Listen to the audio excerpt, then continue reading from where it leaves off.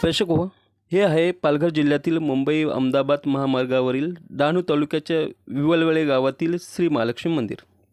या प्रसिद्ध मंदिरात दररोज हजारोंच्या संख्येने महाराष्ट्र व गुजरात राज्यातील भाविक दर्शनासाठी येत असतात. मात्र हे श्री महालक्ष्मी मंदिर मूळ मंदिर नसून ते या मंदिरापासून 11 किलोमीटर अंतरावरील चारोटी डहाणू रोडवरील रानशेत गावच्या महालक्ष्मी माता गडावर बसलेलं आहे. त्याच मूर्तीची प्रतिकृती या विवाळवेढे गावातील मंदिरात भाविकांच्या सोयीसाठी बसवण्यात आले आहे. हे खूप कमी लोकांना माहीत आहे. या उंच डोंगरावरील महालक्ष्मी गडावरील मंदिराकडे म्हणजेच मूळ महालक्ष्मी मूर्तीचे दर्शन घेण्यासाठी सुमारे 1.5 ते 2 तासांची पायपीट करावी लागते.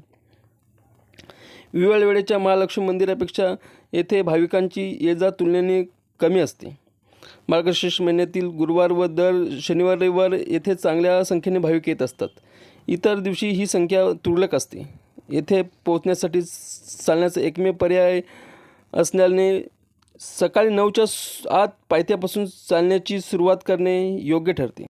चालताना चांगल्या प्रकारे पायऱ्या बांधलेल्या आहेत. भक्तांच्या सोयीसाठी काही दुकानेच टाकलेले आहेत.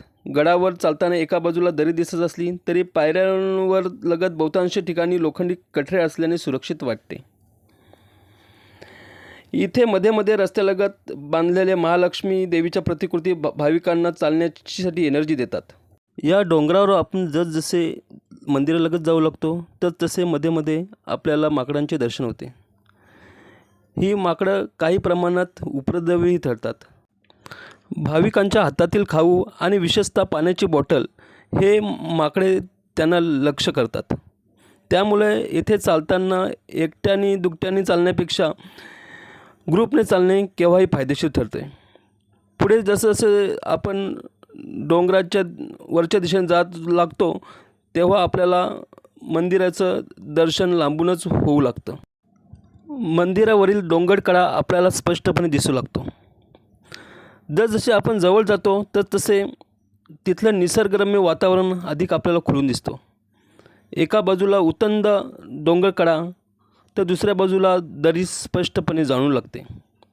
आणि अगदी जसे जवळ जातो तसे आपण आतमध्ये गेल्यानंतर हार, नारळ आणि प्रसादाची दुकाने आपल्याला तिथे लागतात. आपण मूळ गाभाऱ्यात प्रवेश करतो. मूळ गाभारा हा पूर्णपणे अखंड दगडाचा आहे. या दगडाच्या कापामधूनच अनेक भाविक मूर्तीला प्रदर्शनं घालतात. नवसाला पावणारी देवी म्हणून जागृत अशी या देवीचे महत्त्व आहे. ही देवीची मूर्ती पूर्णपणे अखंड दगडाची आहे आणि या मूर्तीच्या सेवेसाठी मान हा ब्राह्मणाऐवजी येथील रानशेतच्या आदिवासी समाजाच्या बोलाडा परिवाराने आपल्याकडे कायम ठेवला आहे. पारंपरिक पद्धतीने दररोज देवीची पूजा अर्चा त्यांच्याकडून केली जाते.